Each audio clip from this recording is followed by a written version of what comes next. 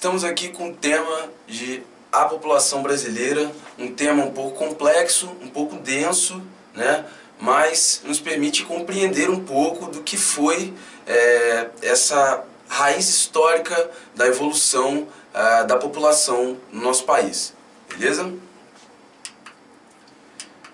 Então, primeiramente, para a gente trabalhar essa temática, a gente precisa entender a formação étnica que a gente tem, ou seja, qual é a nossa raiz histórica que se relaciona com a formação étnica da população brasileira. Então, no processo de formação do nosso território, a gente sabe que houveram uma junção de diversos grupos humanos que se estabeleceram aqui no nosso espaço geográfico brasileiro.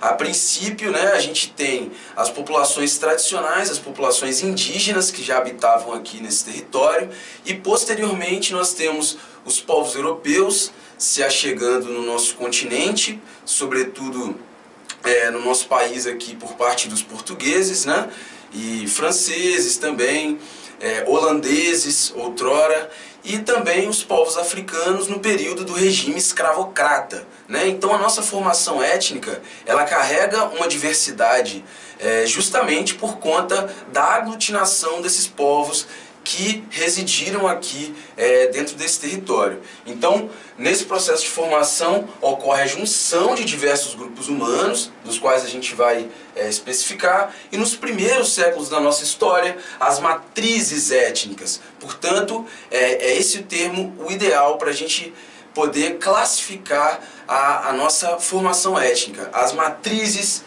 étnicas básicas são os povos indígenas, os povos tradicionais, as populações tradicionais, os europeus, né, onde a gente vai ter marcada o processo de colonização ocorrendo no nosso país e na América Latina por parte desses povos europeus, né, e os povos africanos que foram trazidos por meio da escravidão que se estabelecia no nosso território e em diversos outros países, né?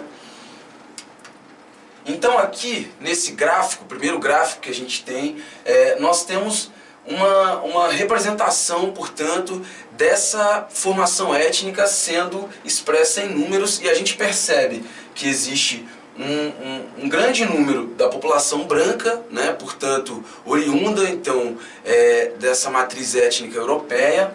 Nós temos a parda, né, o que marca essa junção materializada, né, através da classificação do pardo, né, 43,13%. Nós temos a população negra, né, preta, 7,61%.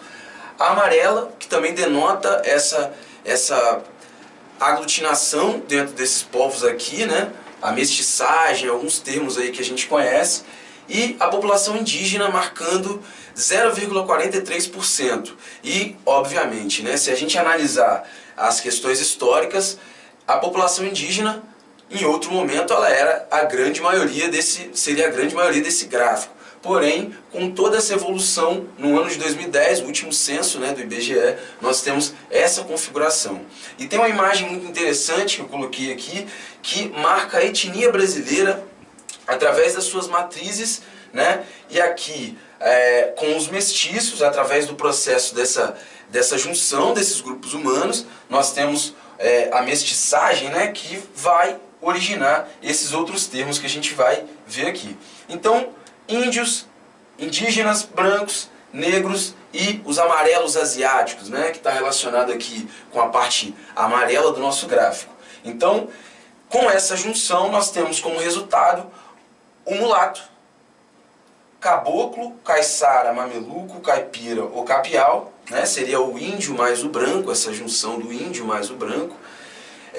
O cafuso seria o índio mais o negro, e o ainacor, mistura do branco mais japonês. Então isso fica evidenciado para a gente o quanto essas matrizes étnicas se aglutinaram aqui nesse espaço, nesse território, e com isso marca a grande diversidade, né, que nós temos na nossa população brasileira.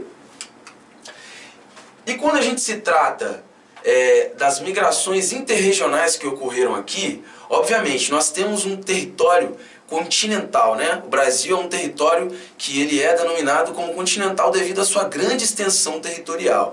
E com essa grande extensão territorial, obviamente, permite que com isso mais e mais pessoas estejam concentradas em determinadas áreas. Porém, com a evolução da história e da nossa formação do território e essa distribuição da população, a gente percebe que existe uma concentração ligada às partes litorâneas do nosso país, né? Porém, nem sempre nós tivemos uma formação dessa população brasileira, uma distribuição de forma homogênea. Então, ao passar dos anos, ela obedece alguns preceitos e alguns princípios de cada período que está sendo passado, que está sendo vivido ali.